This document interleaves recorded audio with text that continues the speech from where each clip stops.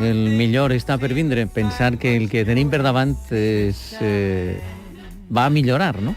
El que estem vivint fins ara.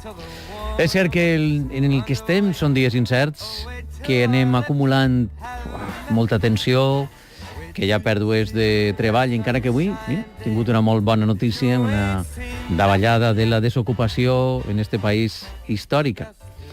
I ens alegrem moltíssim que més de 10.000 valencians hagin trobat un lloc de treball. Però, en fi, la cosa està conforme està, i de canviar pot ser el nivell de vida.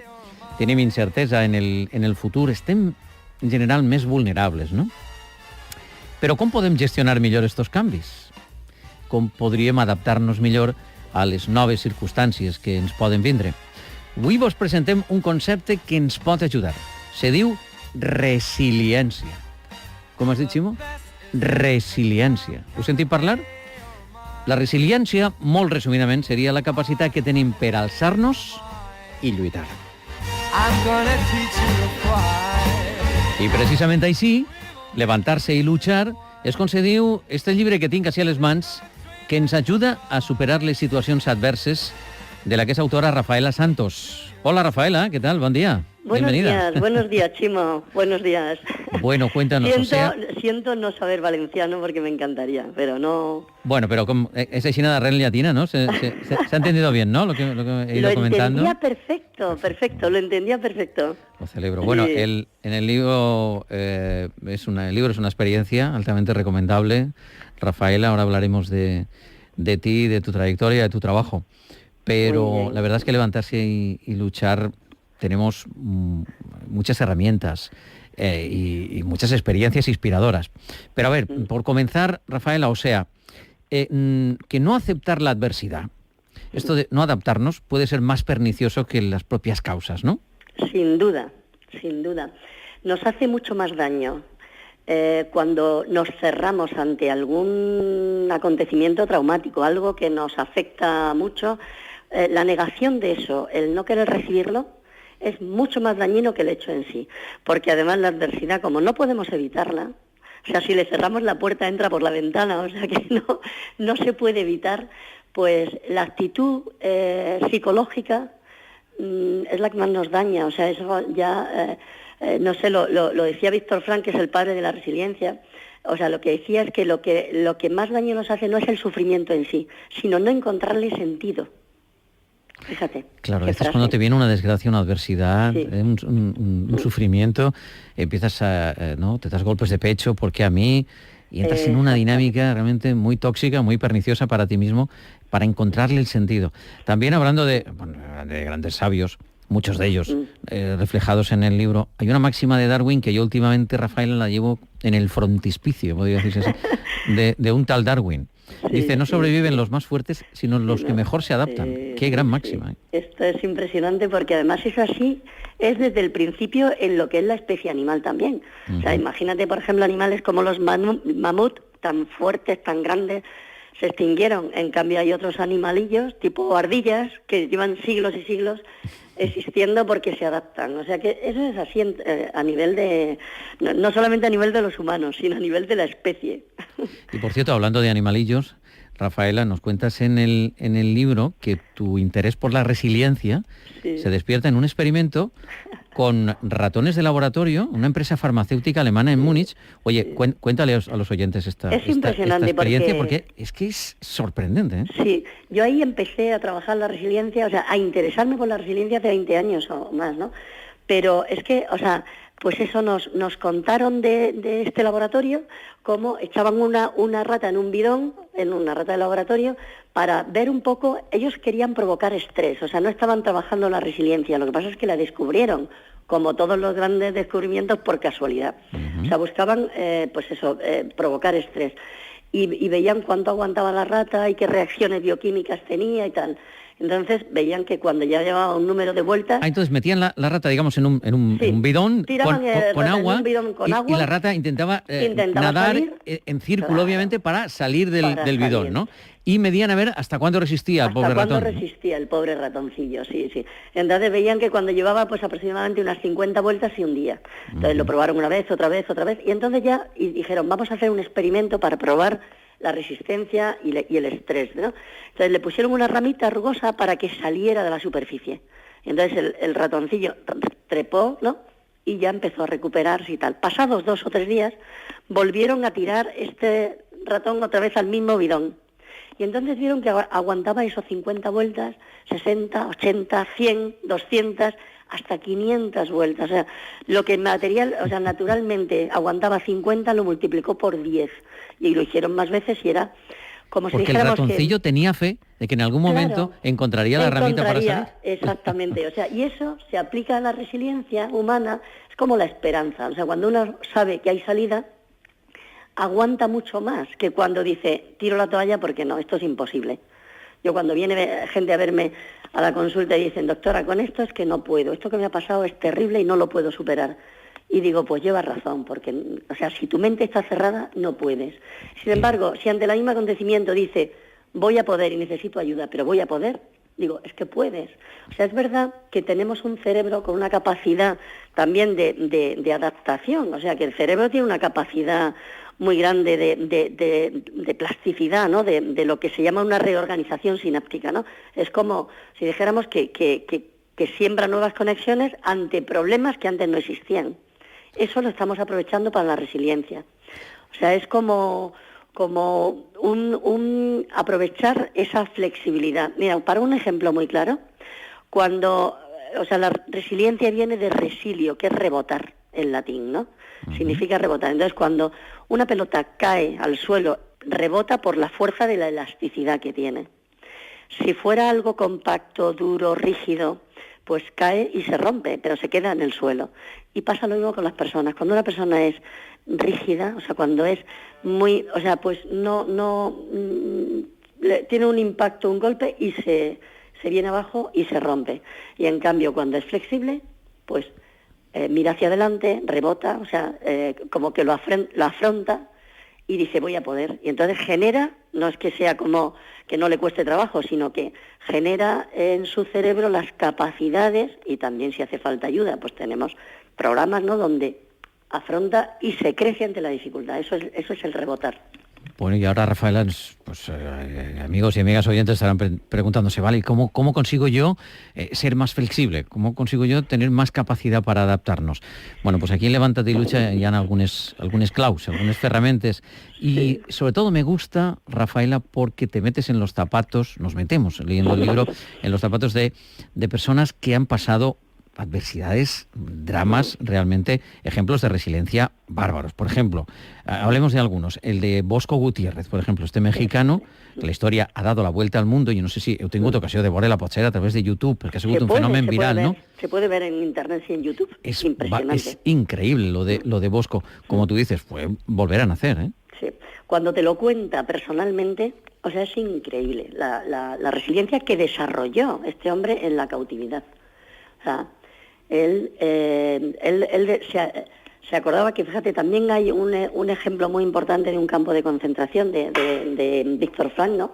Uh-huh. Y decía, nos pueden quitar todo menos la libertad interior. Pues él ahí, en un zulo que es de 1 metro por 3, estuvo encerrado 9 meses, que se dice pronto. ¿Qué? 9 meses sin poder hablar con nadie y bueno, pues siempre, o sea, pensando que tenía que salir de ahí, como fuera, ¿no? Y aguantó. Es un hombre feliz, con una resiliencia a prueba de secuestro, a prueba de bomba. Bueno, ya, yo he querido poner ejemplos porque me parece que cuando uno ve que personas normales y corrientes, porque no son gente extraordinaria, distinta, sino como tú y como yo, ante una circunstancia muy adversa, uno es capaz de crecerse, pues uno piensa, si estos han podido, pues yo también voy a poder. O sea, que se aprende de otros, sí. Nos identificamos y desde luego empatizamos. Bueno, Rafaela Santos, que no ho hem comentat, ella és metge, és especialista en psiquiatria, té un doctorat en neurociència, estem parlant d'un pedazo de currículum. Ella és impulsora i presideix l'Institut Espanyol de Resiliència, una fundació que es diu Humanae, presideix la Societat Espanyola d'Estrès Posttraumàtic, és profe universitària, coordina postgraus, dirigeix un equip de psiquiatres, té una oficina també d'assessorament familiar. Bueno, a veure, Rafaela Santos es un referent. Y nos trasladas principios, además, hay cosas como como muy útiles, de post-it, que digo yo, de pensamientos estos que los tenemos que poner en un post-it y ponerlo en el espejo del cuarto de baño o en la nevera. Y nos dices principios del pensamiento positivo, que se aplican también a la resiliencia, pero dices que más que pensamiento positivo, hablas de un pensamiento inteligente, ¿no? Sí. Hay que desarrollar la fortaleza mental. Es que me gusta mucho el pensamiento positivo, pero quizá se va como banalizando, porque el pensamiento positivo tiene mucho de neurociencia, pero se va banalizando y es como que si tú piensas que la vida es maravillosa, va a ser maravillosa. Hay que trabajarla. Por eso yo he puesto el título de levantarse y luchar, porque no se consigue nada que valga la pena sin esfuerzo. Pero sí que la fortaleza mental hace que nosotros podamos afrontar el futuro sin miedo, sin victimismo. O sea, porque es verdad que esos miedos vienen, como si dijéramos, directamente a nuestra parte emocional, y tenemos que poner en funcionamiento la parte racional, la parte cerebral, de decir, a ver, ¿cómo ante esto que me ha pasado, a lo mejor he perdido pues mucho, pero todavía me queda algo y con eso puedo ir hacia adelante? Mira, otro de los ejemplos que cito en el libro es un chico que es compañero nuestro, psiquiatra, pero él estaba empezando la especialidad de cirugía. Uh-huh. Y en una de las salidas de una guardia, pues salía de guardia del hospital, y le cayó encima un camión de la basura. En la Ciudad de México hay un teleférico, en la ciudad, y, circulaba por ahí arriba, que está prohibido, un camión de la basura, y además el hombre iba hablando por teléfono. Fíjate qué terrible. Claro. Entonces se le fue el camión en la curva y le cayó, se llama el doctor Villela, le cayó encima y le sepultó. Imagínate el impacto terrible. Y entonces él decía que le golpeó en todo, se quedó atrapado en un amasijo de hierros, pero sin embargo la cabeza no se le dañó. Lo único, dice, yo perdí el 90% de mi cuerpo, 90%, pero pensó, con el 10% que me queda, yo soy médico, yo puedo seguir ayudando a mucha gente, no podré ser cirujano, pero sí voy a ser psiquiatra, que es lo único que puedo hacer para seguir ayudando. Y hoy en día es un psiquiatra espectacular. Es un chico joven, con una visión de futuro impresionante, sin miedo, sin victimismo, sin abatimiento. Yo creo que ante un hecho traumático hay dos opciones: o venirte abajo o levantarte y luchar. Es decir, voy a aprovechar lo que me queda. Y se consigue muchas veces, porque esa es la diferencia entre resiliencia y resistencia, ¿no?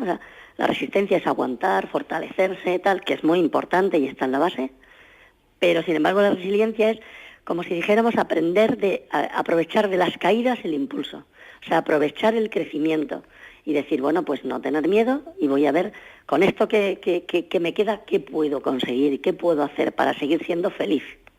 Y se consigue. Y se consigue. Bueno, no es el primer día, y desde luego, com tot en la vida, va per fases.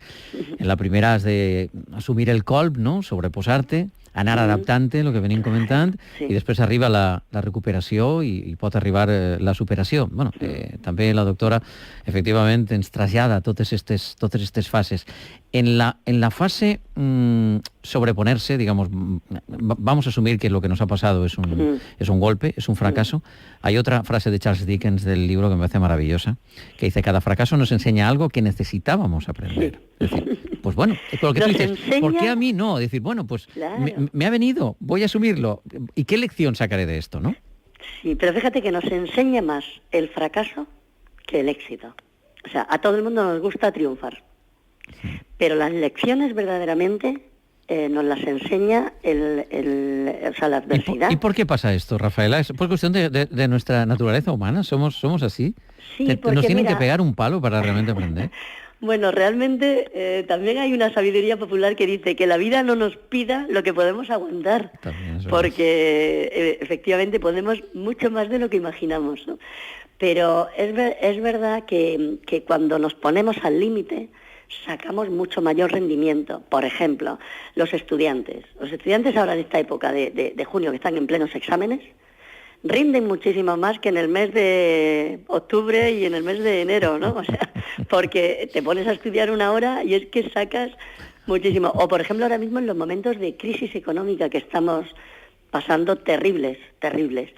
Pero, sin embargo, yo tengo una esperanza, porque sé la capacidad que tiene el ser humano y su propio cerebro de explorar, ¿no? Que van a salir, pues no sé, como muchos emprendimientos, muchas iniciativas, mucha gente muy valiosa que va a sacar de la propia necesidad, ¿no? Los recursos. O sea, que es verdad que cuando nos ponemos ahí, podemos. Y luego, una cosa que he pensado antes cuando estabas contando lo de ¿y por qué a mí no? Y tal, es verdad que la primera frase que todo el mundo nos planteamos cuando nos pasa algo es ¿por qué a mí me ha pasado esto? Uh-huh. Hay gente que se engancha en el ¿por qué a mí? Sí. ¿Por qué a mí? Qué mala suerte y tal. Eso es muy negativo porque eso lleva a la depresión, o sea, al abatimiento. Y en cambio, la pregunta resiliente o la pregunta que nosotros cuando trabajamos con personas que aprendan a afrontar las dificultades de la vida, pues es, oye, ¿por qué no a mí? Porque no eres la primera ni la última persona que tiene un accidente o que tiene un cáncer o que tiene un despido. O sea, ¿por qué no a mí? Y lo que tenemos que saber es que tenemos dentro de nosotros los recursos i podemos afrontar-lo. Sí. Hi diversos consells també per a viure en resiliència, són una miqueta llargs i vaja, mireu-vos el llibre, que no anem a contar-ho tot, però realment que son muy inteligentes y son además de aplicación muy fácil. Por trasladar lo que a nuestro oficio compete o a todos aquellos que tienen la posibilidad de comunicar mensajes positivos al personal en este momento, en estos días infaustos, efectivamente, en los que vivimos.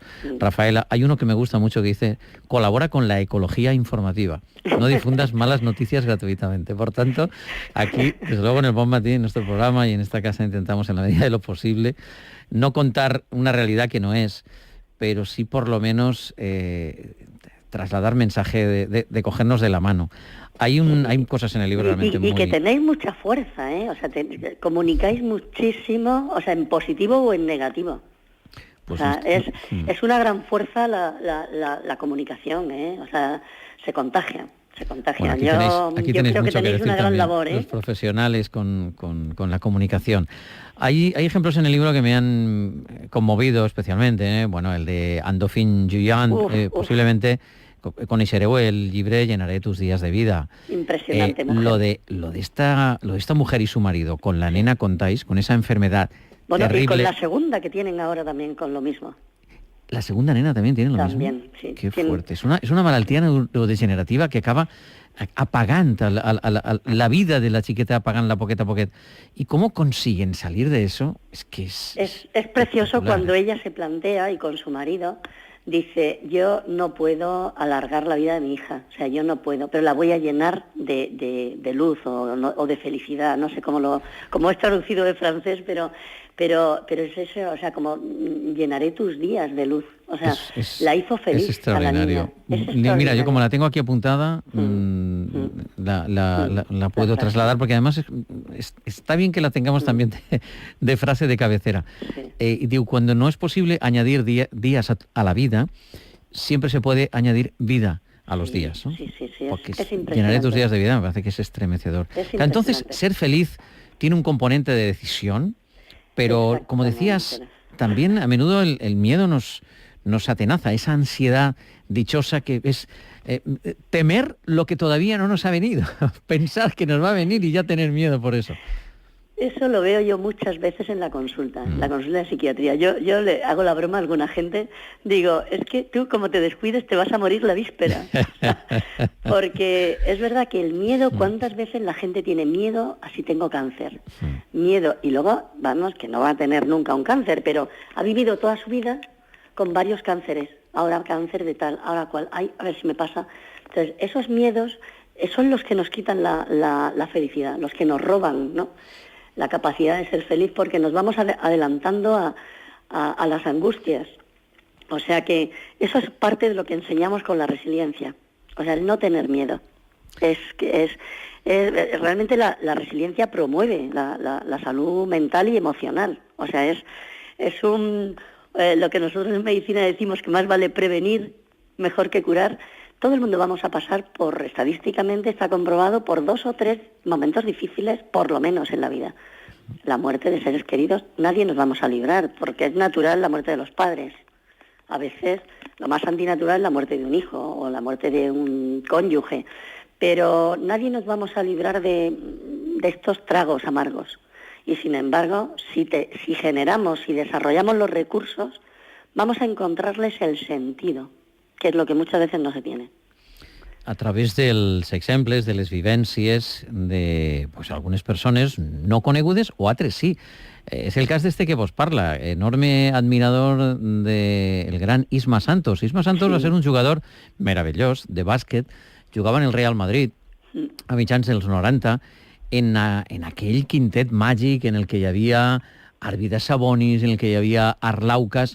Y este era un fenómeno, yo lo recuerdo en el parquet, Rafaela, defendiendo, pero con uñas y dientes literal. O sea, Isma Santos no defendía, y además se pegaba. Dándole juego, ¿verdad? A todo el mundo. Exactamente. Era genial. Es un ejemplo maravilloso el de Isma Santos también de superación, de alguien que tuvo un sueño y lo consiguió, ¿eh? Es impresionante porque él era muy pequeño y era lo que quería conseguir en la vida. Pero si no hubiera sido una persona con un objetivo muy claro y una motivación y una resiliencia de decir paso por todo, no habría llegado. Entre otras cosas también, pues llegar a Madrid, vivir solo, ser un niño. Sí. Y además decía eso, que sus principios fueron difíciles porque se reían de él y como, no sé... gallego pequeñajo.